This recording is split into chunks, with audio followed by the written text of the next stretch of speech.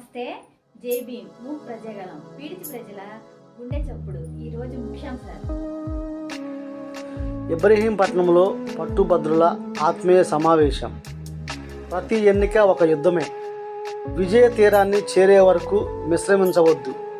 ఆలపాటి రాజా గెలుపుకు శ్రమించండి శాసనసభ్యులు వసంత కృష్ణప్రసాద్ తెలిపారు. ఈ సందర్భంగా ఆయన మాట్లాడుతూ, ఇక్కడ 6,000 ఓట్లు చిల్లర ఉన్నాయి. ఈసారి 13,500 ఓట్లు మైలవరం నియోజకవర్గంలో ఎన్రోల్ చేసుకోవడం జరిగింది.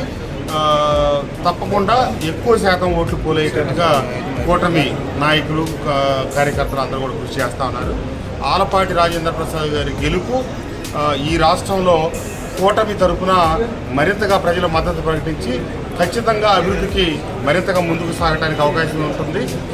పట్టభద్రులు గడిచిన స్థానిక మన సార్వత్రిక ఎన్నికల ముందు కూడా 3 ప్రాంతాల్లో ఎన్నికలు జరిగితే 3ట్లో కూడా అఖండ మెజార్టీతో తెలుగుదేశం పార్టీ అభ్యర్థులను ఆ రోజు గెలిపించడం జరిగింది.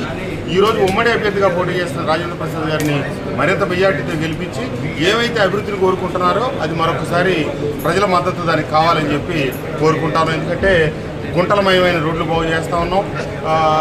ఒకనాడు 10వ తారీఖు 15వ తారీఖు కూడా జీతాలు పడతాయో లేదో అనే పరిస్థితి నుంచి ఈరోజు 1వ తారీఖున జీతాలు ఇచ్చే పరిస్థితికి రాష్ట్రం ఆర్థిక పరిస్థితిని మెరుగుపరిచి అన్ని సంపదను సృష్టించి సంక్షేమ పథకాలు అమలు చేసే దానికోసం కూటమి నాయకులు కృషి చేస్తూ ఉన్నారని, తప్పకుండా ఆలపాటి రాజేంద్ర ప్రసాద్ గారిని అత్యధిక మెజార్టీతో గెలిపించాలని మరొకసారి 22 పోలింగ్ కేంద్రాలు ఉన్నాయి.